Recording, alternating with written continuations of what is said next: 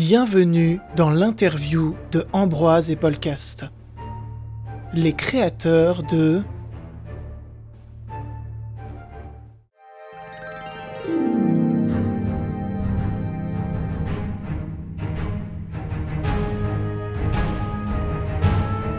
De quoi nous parle cette fiction audio? Paris 1935. Les relations internationales sont tendues et l'exposition universelle de Bruxelles est menacée par un événement sans précédent. Le jour, Peter Ayrton est journaliste pour Le Petit Révélateur. La nuit, il agit en tant que mercenaire pour le compte de gens parfois peu recommandables.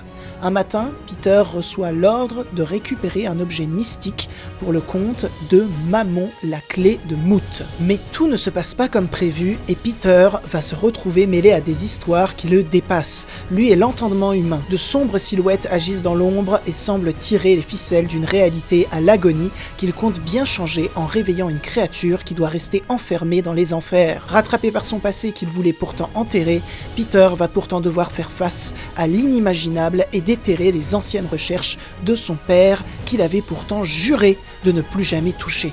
La balance entre la vie et la mort est entre ses mains. Qui est-il vraiment et quel est son but? Un savant mélange entre Indiana Jones, John Wick, Kingsman ou encore Pirates des Caraïbes et la momie. Hello les illustros et bienvenue dans cette vidéo spéciale où je reçois deux invités qui n'ont jamais été présents sur la chaîne. Donc tout d'abord, bienvenue à vous deux, Podcast, Ambroise, comment allez-vous? Bah super, et toi? Très bien. Eh bien ça va super. On a eu une discussion en off sur le fait de savoir comment allaient les personnes en début de vidéo alors qu'on sait très bien comment elles vont puisque on est ensemble depuis plus de 20 minutes. Et donc aujourd'hui c'est une vidéo... Aujourd'hui, c'est une vidéo un petit peu spéciale. C'est un interview sur un projet dont Ambroise m'a fait part il y a de ça quelques temps. Et puis ensuite, c'est rajouté non pas au projet, puisqu'il y était de base, mais c'est rajouté au projet de cette vidéo que vous êtes en train de regarder, Podcast. Mais alors, qu'est-ce que ce projet? Pourquoi je souhaitais le mettre en avant sur la chaîne YouTube, avec qui plus est les créateurs de ce projet? Eh bien, vous allez apprendre tout ce dont vous avez besoin pour apprécier le tout, j'ai envie de vous dire. Alors, cette vidéo va être construite comme une interview, chose que je n'ai jamais fait sur la chaîne, donc ça va être soit très plaisant, soit absolument catastrophique, on va voir. Donc, êtes-vous prêts pour les questions, mes amis? Bien sûr. Toujours. Toujours éternellement? Ok. Donc, eh bien, c'est parti. Alors, première question, et pas des moindres, n'hésitez pas à vous présenter. Qui êtes-vous? Que faites-vous dans la vie? Vas-y, je te laisse commencer, Ambroise. Ok. Alors moi, je suis étudiant en cinéma d'animation à l'école qui s'appelle l'Animéa en Normandie. Et autrement, sur mon temps libre, du coup, je suis créateur d'histoire, on va dire. Voilà. Okidoki. C'est un bon résumé. Bah moi je suis à la base j'étais étudiant en cinéma et puis il y a Ambroise qui m'a contacté, mais alors pas du tout sur Discord ou n'importe quel truc logique, c'est-à-dire qu'il m'a contacté sur Wattpad, ça sortait absolument de nulle part et il voulait savoir parce que donc lui il était l'un des créateurs de Didac, du coup qui a une communauté qui rassemble plusieurs créateurs de fiction sonore.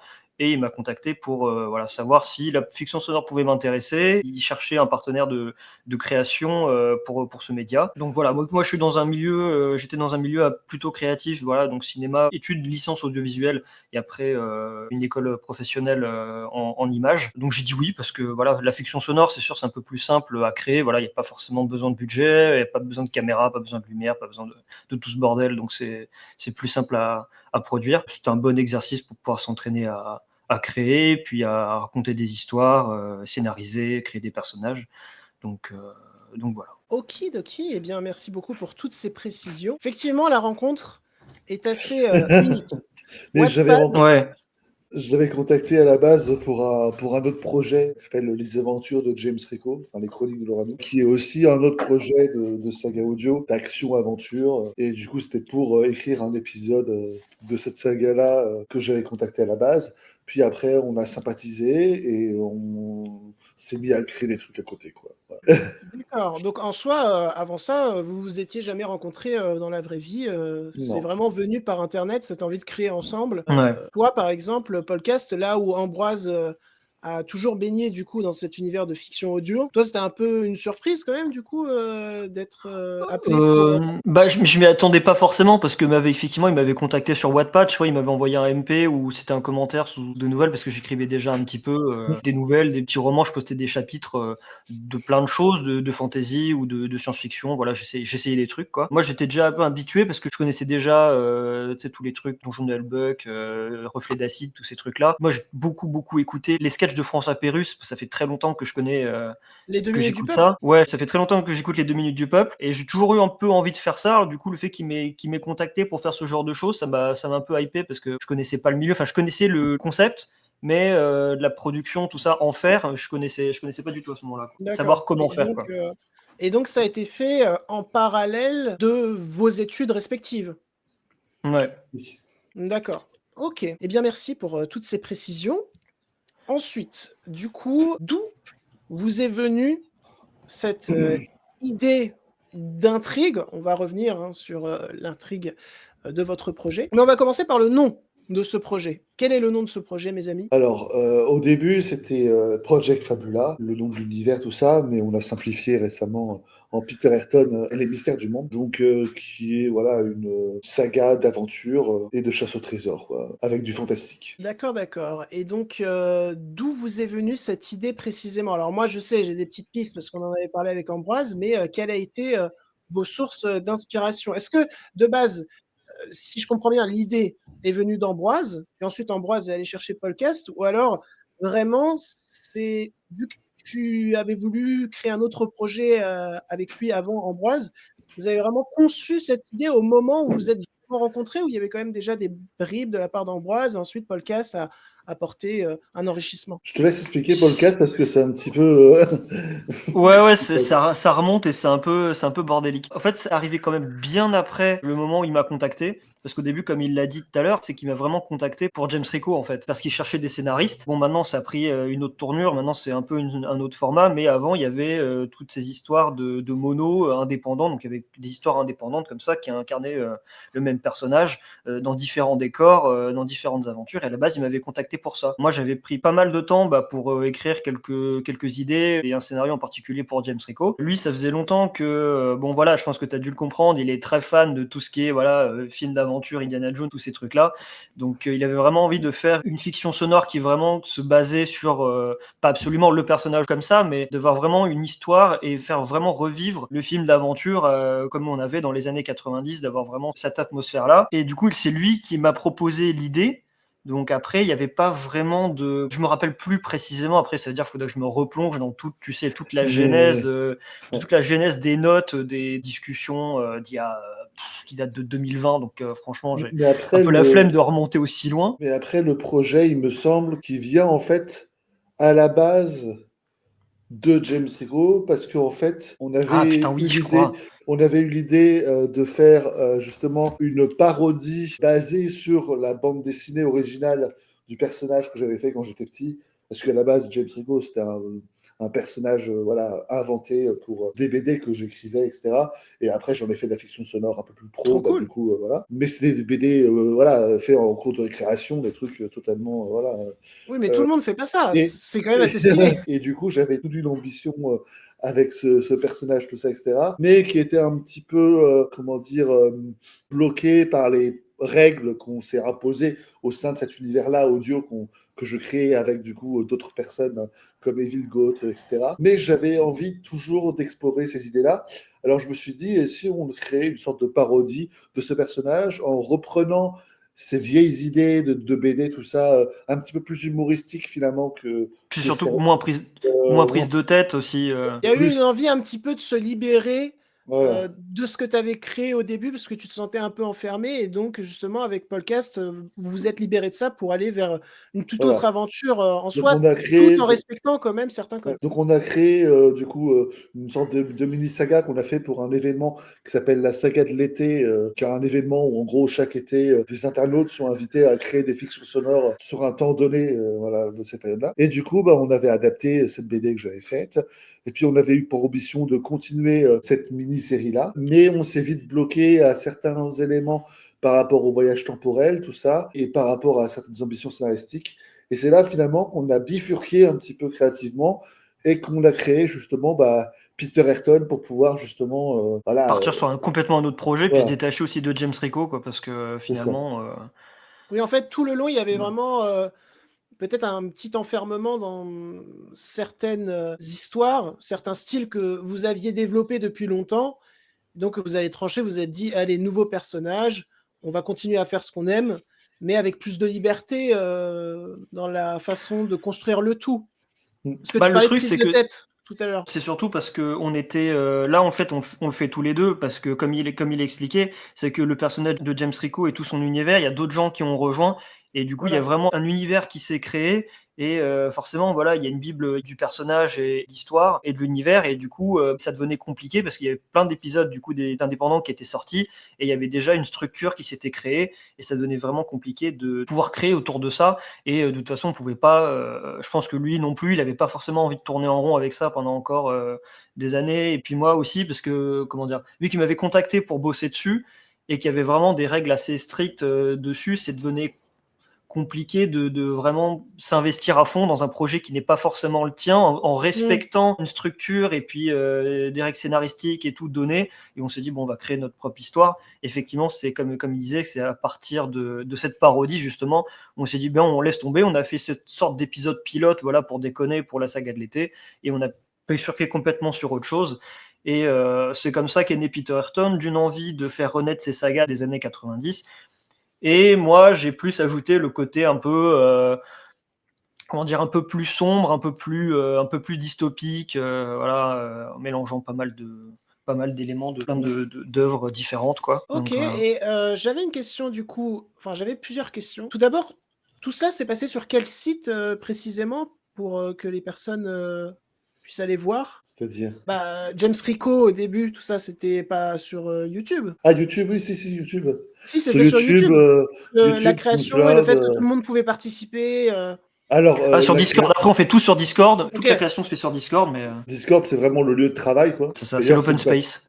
c'est une plateforme assez incroyable d'ailleurs. Sans Discord, je pense pas que j'aurais fait tout ça. C'est Discord le lieu de création et après le lieu de diffusion, c'est YouTube, Spotify, PodCloud, tout ça, voilà ce genre de choses là. voilà, parce qu'en fait, moi, ce que je me posais comme question, c'était justement où tout cela était conçu, et je voulais savoir si, au-delà de YouTube, effectivement, Spotify, Deezer et autres, il y avait des plateformes spécialement pour les fictions audio qui ont pu commencer à exister bien avant, notamment l'arrivée de Spotify, Deezer, etc., etc. Parce que je me souviens, le donjon de Naolbuck, mon cousin Bah, écoutait ça. eux, ils avaient leur propre Et site. voilà, ok, c'était vraiment chacun avait son site, il n'y avait pas de site Ouais, qui ouais. réunissait Enfin, toutes les si fictions tu avais, audio Non, non. avant. si t'avais un site Netophonix qui existe toujours, mais qui est un petit peu mort, mais qui est toujours plus ou moins actif, où les gens postent régulièrement, bon c'est toujours généralement les mêmes, mais postent leurs nouvelles fictions, donc on peut découvrir plein de fictions sonores là-bas, et c'est là-bas que j'ai Mm. découvert aussi tout ce monde-là. Et après j'ai migré sur Discord parce que c'est plus pratique qu'un forum, et les gens étaient là aussi, donc voilà. Mais c'est vrai Ok, qu'avant, au moment des pionniers, il n'y avait pas vraiment de site pour ça, vu que c'était des trucs qui datent des années 2000. Eux, ils avaient vraiment leur site pour centraliser leurs épisodes et tout ce qui tourne autour, quoi. Mais donc en soi, vous pourriez dire que vous vous sentez chanceux, enfin, c'est beaucoup plus pratique aujourd'hui de pouvoir se réunir en groupe et créer qu'à l'époque, je suppose. franchement, oui, mais après, je pense qu'à l'époque, on aurait quand même trouvé un autre moyen de faire ça dans tous les cas, quoi. Ça aurait été beaucoup Mm. plus galère parce que bon, maintenant, tu as Google Doc, donc voilà, tu peux partager des trucs, tu peux mettre en commun, les gens peuvent aller sur le même document. Alors que bon, avant, tu vois, fallait à la limite, il aurait fallu s'appeler, s'envoyer le Oui, document PDF, se faire un au retour. Skype. Enfin, ou Skype, ouais, Skype, et puis renvoyer un PDF, tu sais, et puis copie-coller. Enfin, ça aurait été ultra galère, mais Ok, et pour du coup James Rico, c'est bien James Rico le prénom, hein, je l'écorche pas. Oui, la fiction audio pour laquelle j'avais recruté Et Podcast, donc elle est c'est terminée effectivement. maintenant, complètement. Non, alors, pas du c'est pas tout. terminé, Ok, mais ça, d'accord. et ça, je pense qu'on pourra en parler une prochaine fois. Ok. C'est un autre sujet C'est qui un autre peut prendre sujet. vachement de temps. Mais ouais, c'est pas fini. Ok, donc parce que justement, je me disais, vous êtes parti vers un autre personnage, un autre univers, d'autres intrigues, et du coup, je me disais, mais est-ce Ouais. qu'en parallèle, ils ont continué James Rico ou est-ce qu'ils ont coupé Pas Ah, du mais ça tout, court à... continue. pas du tout. Enfin, moi, j'avais commencé à écrire un scénario, ça prenait vachement de temps, le temps de l'écrire, le temps de le corriger, le temps de le faire valider par les gens qui bossaient dessus et tout ça, ça prenait beaucoup de temps. Et on s'est dit, bon, on va créer notre truc nous-mêmes. Et vu que c'était pas mon projet, bah, j'ai un peu laissé tomber parce que, bon, voilà, c'était pas Ok, plus investi que ça dedans. Il y avait des épisodes indépendants, donc ils faisaient des monos comme ça avec des histoires indépendantes. Et ça, ils ont arrêté. Et maintenant, ils sont vraiment plus sur de la série. Donc, ils ont vraiment lancé sur une base de saison, d'arc narratif plus complet sur l'univers. Et voilà. Mais c'est ok, assez long à produire, donc il y en a qui sont en ouais, cours d'enregistrement, de mixage, tout ça, et d'autres qui sont en cours d'écriture, donc voilà. ok. Si je dis pas de bêtises. Après, ouais, ouais. C'est en quelque sorte une grosse production, tout ça. Oui, Et c'est une très grosse production. Là, par exemple, il y a un nouvel épisode justement de James Rico qui est enfin quasiment fini. Ça fait un Ah ouais, moment qu'il est lequel? en cours. Du feu du fer à Dieu. Ah putain, Parce c'est vrai, je que pensais qu'il était déjà sorti. Je pensais qu'il était déjà sorti. Moi. ah non, il est jamais sorti parce que on a aussi une galère de manière générale sur ce genre de projet. C'est de trouver des mixeurs, monteurs son. hmm, OK pour faire du montage gratos, quoi. Enfin bénévolement pour ce genre de hmm. projet. Donc voilà, ça C'est sûr que c'est plus c'est simple d'écrire, c'est plus simple d'écrire et de scénariser bénévolement que de trouver des mixeurs et des gens de la technique, quoi. voilà. Et donc moi sur Peter Ayrton, au bout d'un moment, ça m'a un peu saoulé, donc je me suis dit bah je vais le faire moi-même, tant pis le montage, et je vais me faire aider par Vilex, une autre personne qui s'occupe du mixage.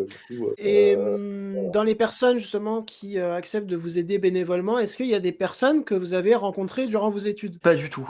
Non, pas du alors tout? Non, moi ça s'est vraiment fait pleinement sur Discord, quoi.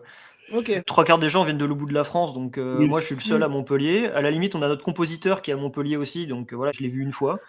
Mais sinon, tout le monde est ailleurs. Alors, pour moi, c'est un peu différent, mais par exemple, l'illustrateur qui s'occupait des illustrations pour les James Rico, justement, qui sont sortis, je l'ai rencontré en prépa quand j'étais à Angoulême, Ok. à l'école atelier. Et puis, il y a d'ailleurs quelques personnes, je crois, Seika et puis une autre personne qui était sur James Rico, qui sont aussi sur Montpellier, mais bon, tu les connais pas, donc du coup, c'est un peu plus Non, compliqué. effectivement, je Non. les connais Et pas. j'ai pu en rencontrer certains en vrai il n'y a pas longtemps, donc aussi. Mais après, c'est compliqué de se rencontrer en vrai de manière régulière. Podcast, c'est pas encore le moment, malheureusement, mais ça va venir sûrement prochainement. Bah, on est un peu loin, quoi. Lui, il est en Normandie, moi je suis dans le sud, donc et puis là, je vais encore plus descendre dans le sud. La semaine prochaine, je suis vers Nice, Hmm. donc je me rééloigne de 300 bornes. Ah Oui, bah c'est sûr que c'est pas facile.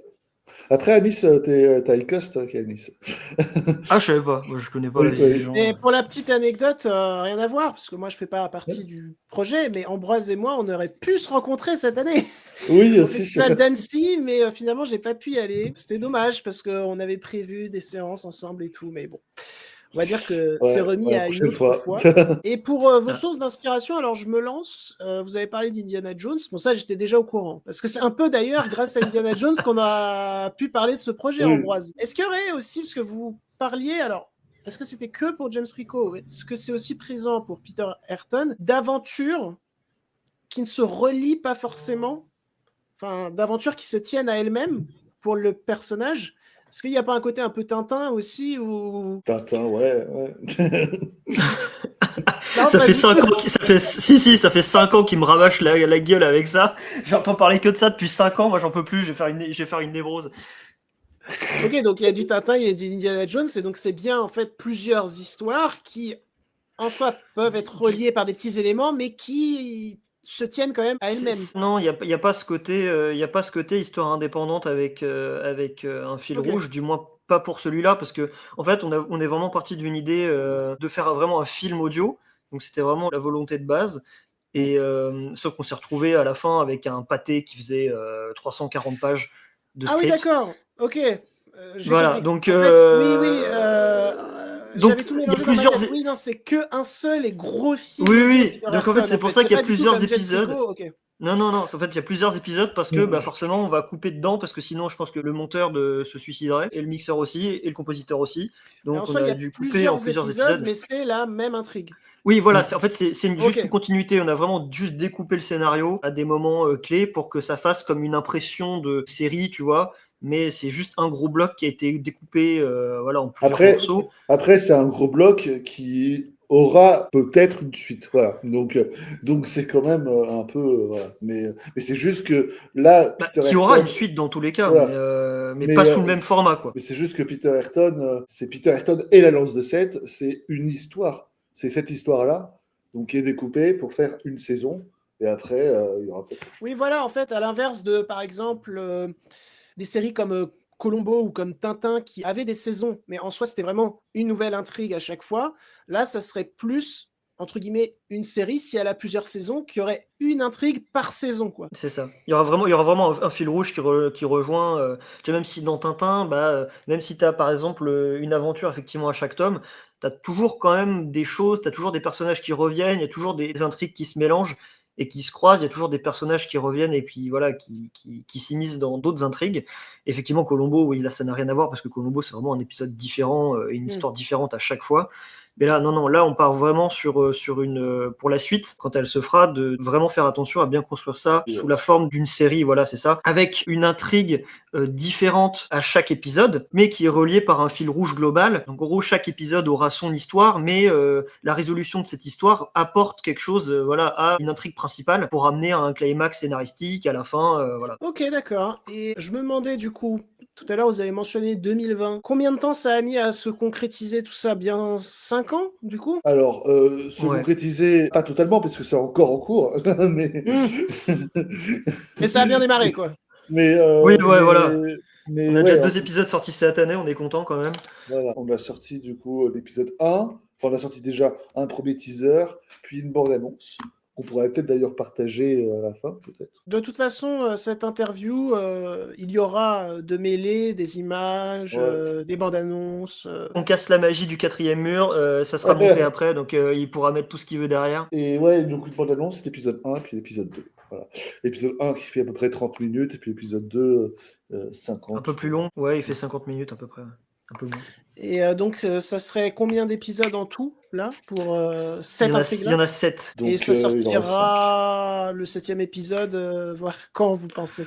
Le plus tôt possible, on espère, parce que là, c'est un peu compliqué, parce que moi, au début, je devais l'aider pour du montage, et finalement, j'ai eu une panne d'ordi pendant un peu longtemps, j'en ai récupéré un autre, mais je peux pas faire du montage avec. C'est de l'ordre de problèmes techniques qui sont vraiment chiants, et ça fout un peu des bâtons dans les roues, on se fout un peu des bâtons dans les roues, et essayer de trouver des mixeurs, comme il a dit tout à l'heure, c'est vachement compliqué. Donc on a un mixeur qui nous aide beaucoup, et qui fait quasiment tout. Du coup, c'est Vilex, mais à côté, bon voilà, il a d'autres projets, donc il fait ça comme il peut. Donc c'est pour ça que l'idée, c'était de trouver un autre mixeur pour l'épauler et puis avancer quand lui ne peut pas et vraiment gagner du temps. Après, idéalement, ça serait de sortir le dernier épisode pour 2027. Je pense que c'est faisable parce que là, on en a sorti 2 cette année. Si on trouve quelqu'un, on peut se dire, ouais, 3 ou 4 épisodes grand max, ça serait bien si on peut sortir 4 épisodes l'année prochaine. Mais je pense que ça sera plus 3 et les 2 derniers en 2027. Mais on a un peu une sorte de malédiction avec les mixeurs, c'est-à-dire qu'on a Vilex et à chaque fois que Ambroise arrive à faire venir quelqu'un, et ben cette personne se barre instantanément après. Donc je sais pas. Soit c'est la grosseur du projet qui l'effraie. Alors pourtant, on ne demande pas forcément de rester, de dire tu vas tout faire et puis tu vas machin. C'est juste de l'assistance quand l'autre peut pas sur un épisode ou sur un autre. On ne demande pas de rester sur tous les épisodes jusqu'à la fin. C'est voilà, c'est de l'assistance quand les gens peuvent. Et généralement, ça plaît aux gens. Les gens s'engagent et puis après, ils disparaissent. Genre, je te jure, ils disparaissent de la circulation. Plus de papier, plus de carte d'identité, plus rien du tout. Et les mecs, ils s'évaporent dans la nature comme ça. Et du coup, on se dit bon tant pis. Ça nous est arrivé pas plus tard qu'il y a pas longtemps là. Et du coup, on se dit bon Ouais. C'est ça. Impossible de contacter, on peut rien y faire, tu vois, sur les serveurs, en MP, on se dit là, bon tant pis, quoi. Bizarre. Pour toi, il n'y a pas une mauvaise ambiance, quoi, en général? Non, pas Non. spécialement. Après, je pense que le truc, vu que les gens font ça un peu quand ils peuvent, et que c'est sur Discord, chacun fait un peu sa vie dans son coin, et puis chacun avance un petit peu dans son coin, donc il n'y a pas vraiment de... Comme sur un tournage de film, les gens sont pas les uns à côté des autres, ou bossent ensemble et tout. Donc voilà, après, idéalement, c'est bien quand les gens, quand ils mixent, ou quand ils composent ou autre, de se mettre, de streamer ça sur Discord, et puis voilà, on rejoint et tout. Mais après, on peut pas toujours forcément en même temps, au niveau de l'emploi du temps. Mais sinon, non, il n'y a pas spécialement une mauvaise ambiance, on est quand même vachement ouvert à la discussion et aux suggestions aussi, donc voilà, les explications sont claires, à chaque fois les gens nous rejoignent et puis ils sont chauds, mais bon, c'est un autre débat, je pense, c'est pas vraiment... c'est plus un problème d'ordre technique qu'on a, mais bon, c'est pas très grave. Mais on peut en profiter, si vous écoutez cette vidéo, vidéo et que vous êtes mixeur C'est et ce que que vous j'allais voulez Ouais. faire du mixage, rejoignez-nous. On est super Ouais. sympa. Du mixage et un peu montage aussi, si possible. Et d'ailleurs, ça peut intéresser les gens. Sur quoi tout cela est monté, mixé, sur quel logiciel? Reaper, vraiment. Reaper pour le montage, mixage, quoi. Après, Stickler, je sais pas ce qu'il utilise pour la musique. Peut-être FL Je- je- Studio, je crois, ou je sais plus. Je sais plus, mais lui, il a Euh, vraiment un truc spécialisé, ouais. enfin spécifique Ouais. pour la composition musicale. Donc c'est autre chose, mais Mais ouais, Reaper pour le montage et mixage son. Et puis Photoshop pour tout ce qui est illustration. Et puis Premiere Pro pour la vidéo, quoi. Qui est Ouais, monté les bases. par Christophe Pantel. Voilà. J'utilise aussi Premiere Pro. Mm. Je préférais Mais on- nettement Premiere Pro quand j'étais en école de cinéma à Avid, par exemple.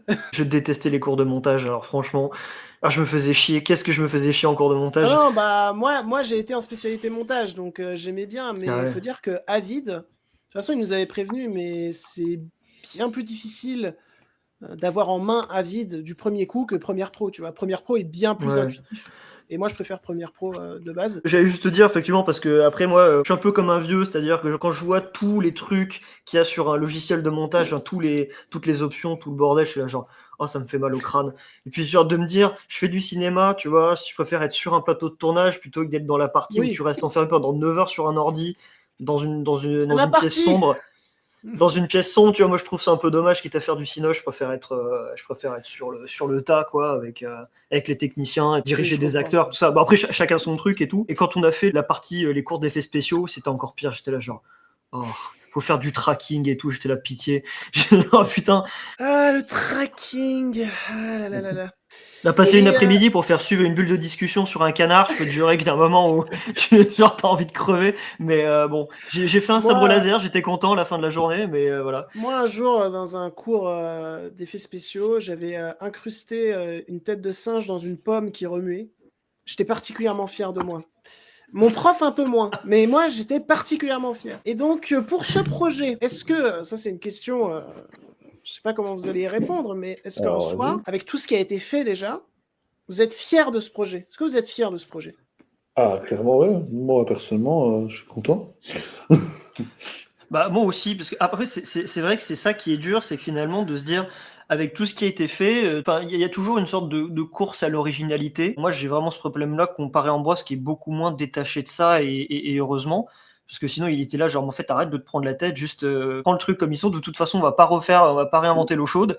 Donc voilà, c'est l'important, c'est de raconter les choses, voilà, comme on a envie de les raconter, et c'est plus important. Mais ouais, franchement, on en est plutôt fiers quand même, parce qu'on a quand même réussi à apporter quelque chose d'assez personnel chacun de notre côté. Mais pendant très longtemps, j'étais en mode, genre, j'étais vraiment bloqué sur le truc, genre, il faut vraiment faire un truc original, on va pas refaire comme eux, on va pas refaire comme eux, pas refaire comme eux. Et t'as une sorte de course à la perfection, au final, tu dis, mais en fait, si tu continues, tu sors jamais rien.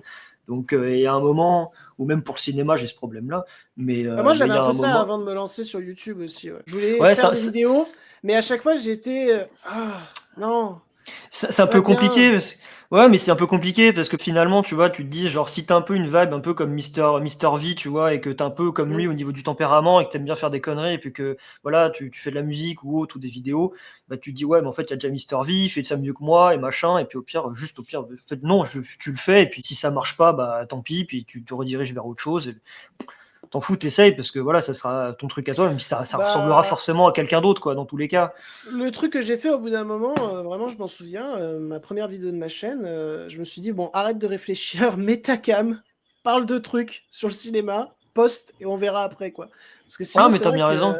avant de se lancer, ouais, on a une quête un petit peu concernant l'originalité et ce qu'on va raconter pour faire une petite référence à Indiana Jones qui plaira à Ambroise. On a un peu une quête du Saint Graal, tu vois, genre on veut vraiment trouver le truc. T'as le Et lèche-cul, là. non mais attends, on s'est rencontrés grâce à notre passion sur Indiana Jones, donc Ah là. Non, voilà, je vous laisse je vous laisse tous les deux, alors. je sais Pas de même problème. plus comment en fait. Est-ce que c'était grâce à ma critique d'Indiana Jones 5 ou c'était sur complètement, je sais plus du tout. Ça sera dans Peut-être, un autre, ça sera on dans un verra. autre interview. Ça sera dans un autre interview. Et pensez-vous à un autre projet du même style déjà, ou alors est-ce que là, vous cantonnez? Oui, Oui, Ah non, vous êtes oui, déjà oui. vers le futur. Projet- c'est déjà en cours. On fait que ça de toute façon. On est drogués, voilà. Bah après, en fait, le truc, c'est que vu qu'on en est à la partie La tristesse de post-production, la phrase. non, bah non, De toute justement, le façon, on truc, est foutu, quoi. On est cuit, donc. Ouais, c'est ça. Non, La mais création. on est condamné à traîner dans les méandres de la création Internet. On va rester là. Mais non, vu que Peter Ayrton est en phase de post-production et qu'on n'a pas grand-chose à faire, entre guillemets, à part de la communication, et puis voilà, suivre... Bon, pas grand-chose, il y a quand même beaucoup de choses à faire. Mais le truc, c'est que créativement parlant, sur ce projet-là, bah, on n'a plus grand-chose à faire, à part suivre le mixage, terminer les enregistrements et gérer toute la communication, la musique et tout. Bah, d'un point de vue créatif, bah, on se dit, bah, faut bien qu'on crée une autre histoire ou voir ce qu'on peut faire. Et on a déjà autre chose, mais c'est un autre sujet. Mais c'est un peu dans le style, un peu toujours dans cette vibe, un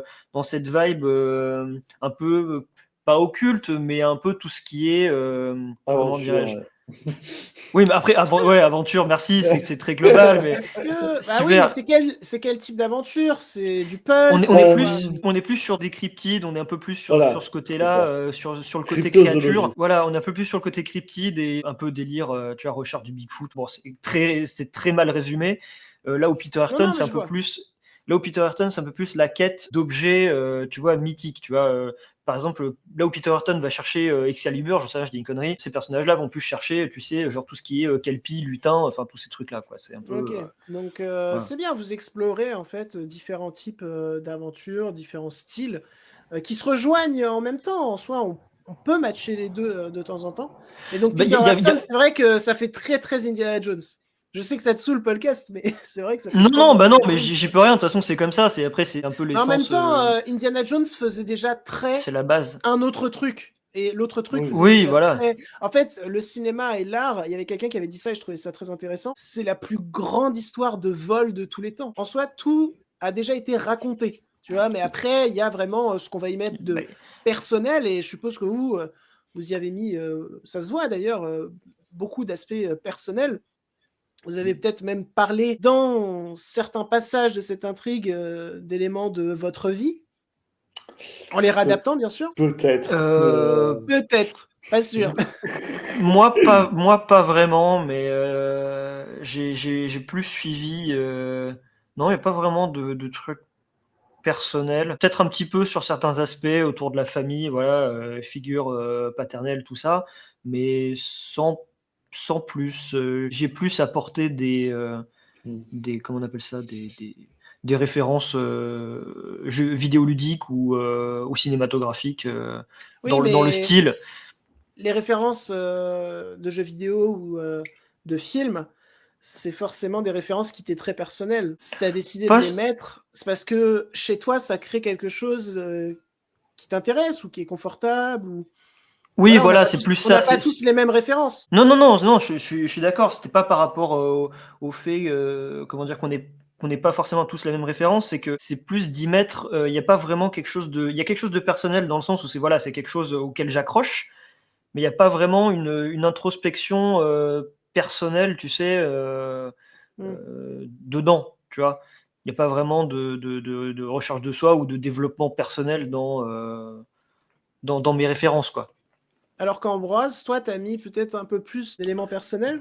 Alors, j'ai essayé dans la structure et dans les personnages, effectivement. Peut-être pour essayer de faire le deuil d'une certaine façon de quelque chose. Mais, fais gaffe, il va commencer à charger les honoraires, là. Et donc, d'accord. Ça reste plein de mystères, tout ça, mais on va un petit peu les enlever, parce que quelque chose qui est important pour cette interview, avant de continuer ce projet sous une différente forme, ça ne sera plus en vidéo comme vous êtes en train de voir, les Illustros, mais en live. Eh bien, Peter Ayrton, les amis, de quoi ça parle? Racontez-nous un petit peu.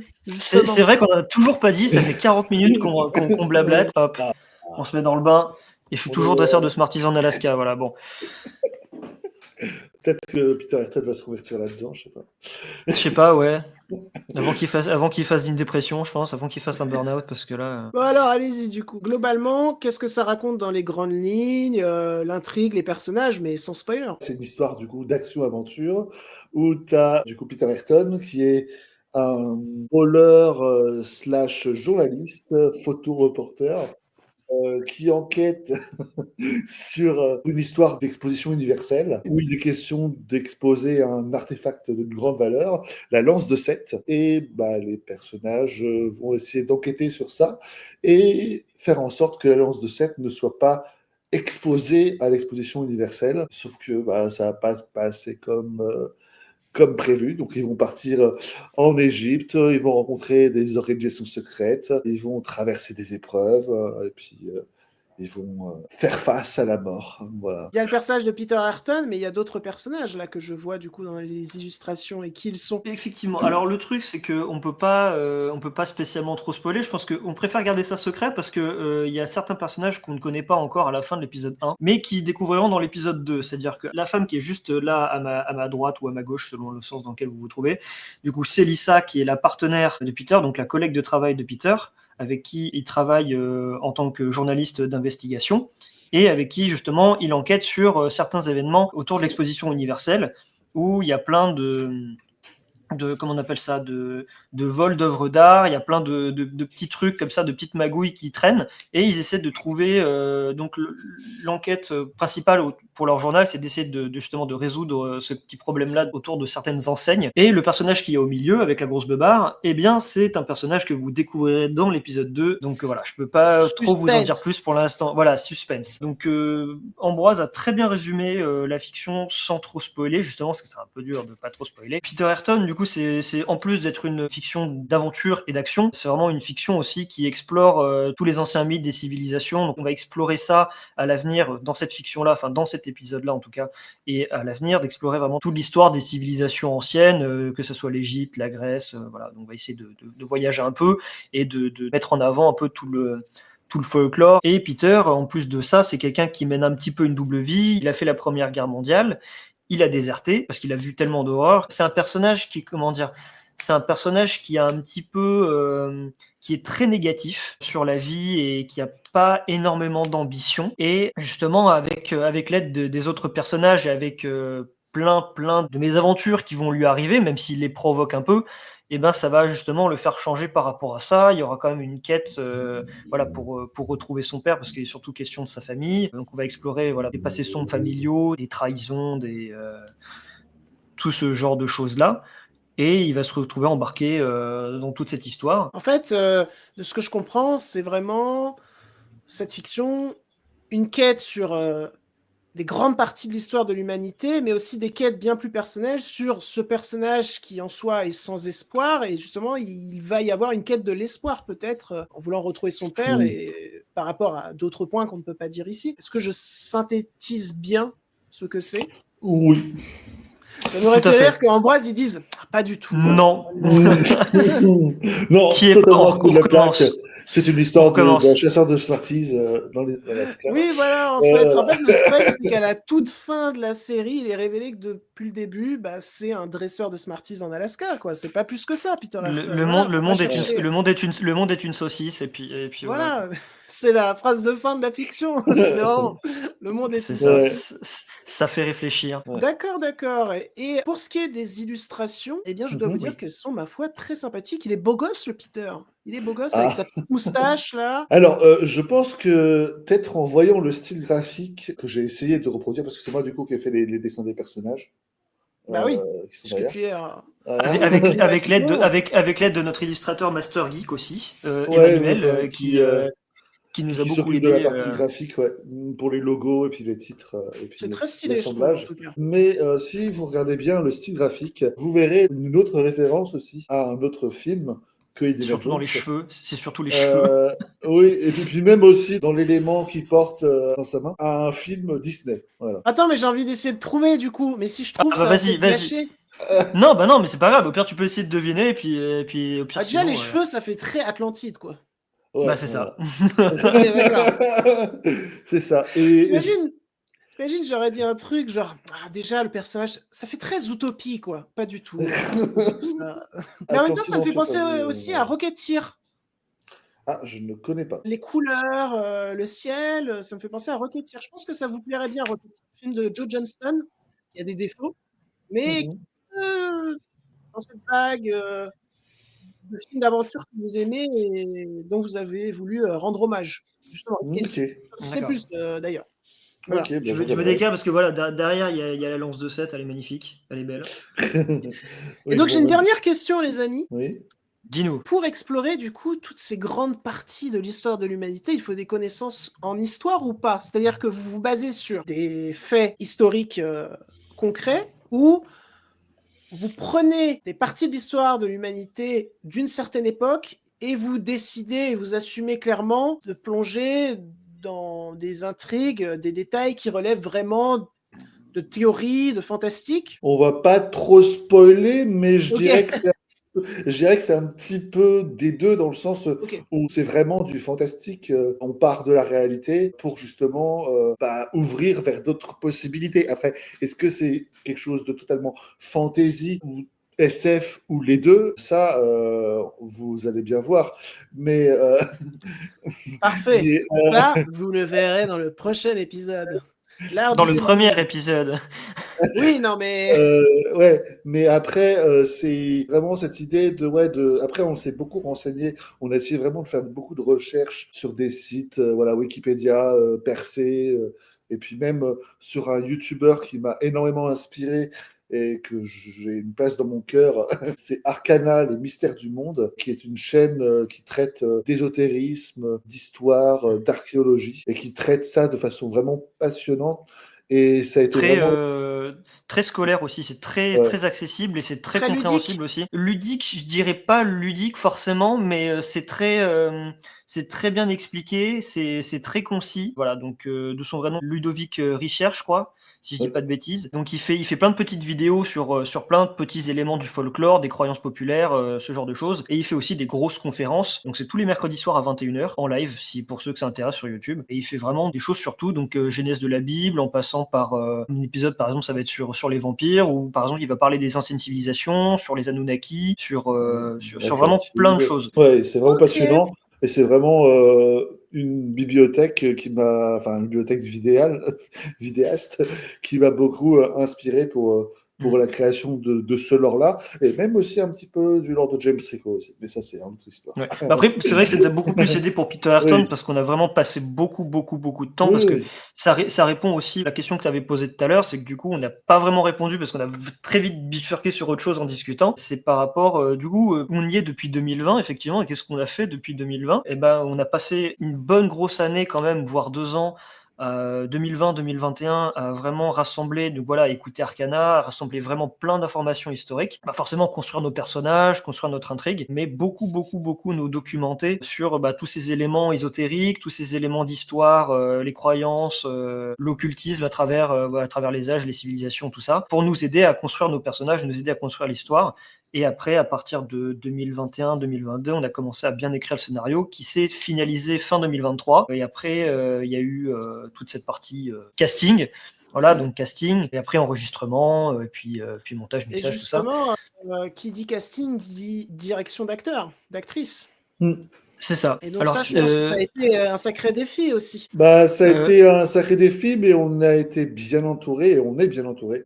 Déjà, on s'est occupé du début pour on a fait les une bonne épisodes. grosse partie Ouais. des premiers enregistrements, des premières séquences. Pour ça. Et après, on a été aidé par un comédien que j'avais rencontré sur James Rico, qui s'est proposé justement pour faire de la DA sur ce projet-là, qui s'appelle Yadavak. S'il écoute, voilà, coucou. Ouais. Et Matthew Vanston aussi, qui est comédien. Et qui joue Octave, justement, l'un des personnages de la saga. Et c'est eux qui nous aident énormément pour ça, pour justement trouver les horaires entre eux et les comédiens, et justement superviser ces enregistrements-là quand nous, on peut pas. Moi, je suis en cours ou Paul Cast en train de chercher un travail. Okidoki. Bah écoutez, je pense qu'on a abordé tout ce qu'il fallait pour bien saisir l'ampleur de ce projet qui est, ma foi, très intéressant et toute la passion qu'il y avait derrière de votre part, mais également de la part de toutes les personnes qui ont pu y participer. Voilà, grosse dédicace à eux. Je ne connais pas par cœur tous vos noms, donc grosse dédicace à vous tous et vous toutes. Une bonne 60aine de personnes, je pense. En Oui. vrai. Ouais, c'est pour ça que je parlais de grosse production, parce que Même en soi, Même sans en soi avec les comédiens. Je pense. Non, comme Parce je pense que- une soixantaine en comptant tout le monde, en comptant les comédiens, plus technique et tout, plus les gens aussi qui nous ont aidés à faire de la correction, à faire de la relecture, à faire tout ce genre de choses-là, quoi. Et puis aussi, Et, le projet, il a eu plusieurs noms aussi. Il Mm. a eu Projet Fabula, et puis il avait eu aussi un autre nom, Peter Ayrton et la Clé d'encre, parce que le scénario a changé beaucoup aussi au fil de l'écriture et des réécritures. Et c'est pas fini, parce qu'il va arriver peut-être dans un autre format prochainement. ça, on en parlera un C'est ça. petit peu plus tard.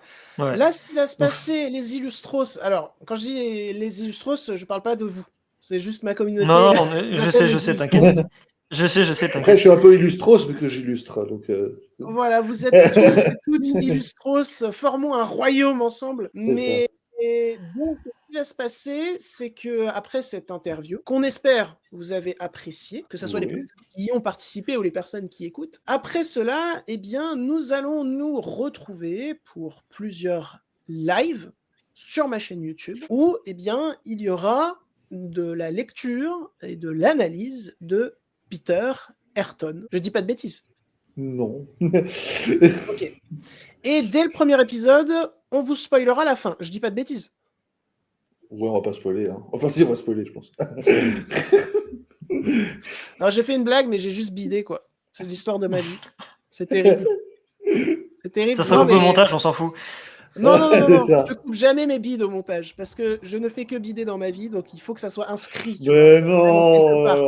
non. C'est dans l'ADN de sa chaîne, quoi. Finalement, c'est Voilà. c'est un immense bide. Son succès est un immense bide. Mais non, mais tu sais que vraiment, je suis reconnu avec toutes les personnes avec qui je fais des vidéos, des lives, pour être le mec qui fait des gros bides, quoi.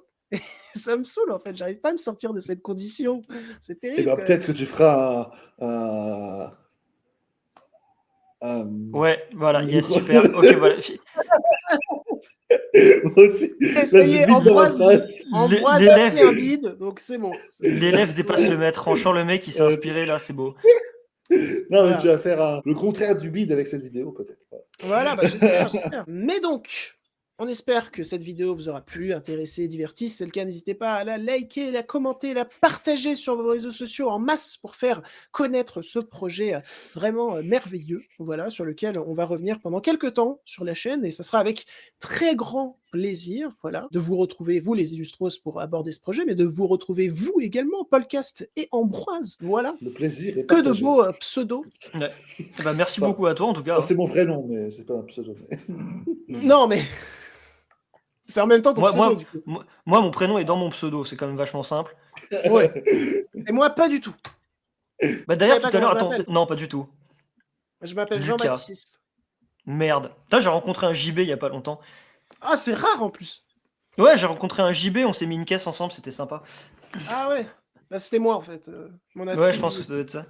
Ouais, ça doit être ça, ouais. Mais donc, voilà, je pense que je n'ai rien d'autre à dire, à part, allez, petite question de la fin, réponse rapide. D'où vient Ouais. ce nom de personnage, Peter Ayrton?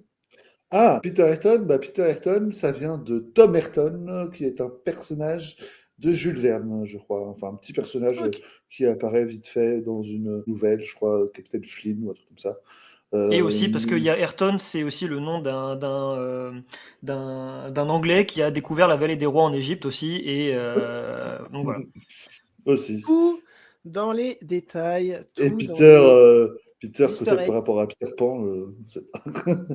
Bof, non, pas vraiment, mais Et donc, dans les prochains lives où on se retrouvera, il y aura de la lecture et il y aura des interrogations, des explications, des interrogations de la part des Illustros, peut-être de ma part également, auxquelles vous répondrez. Et voilà, ça sera interactif, ça sera super cool, ce sera un nouveau concept sur la chaîne que j'ai très hâte de commencer. Et de toute façon, vous aurez de plus amples informations dans pas longtemps sur YouTube, sur les réseaux, voilà, on réexpliquera tout.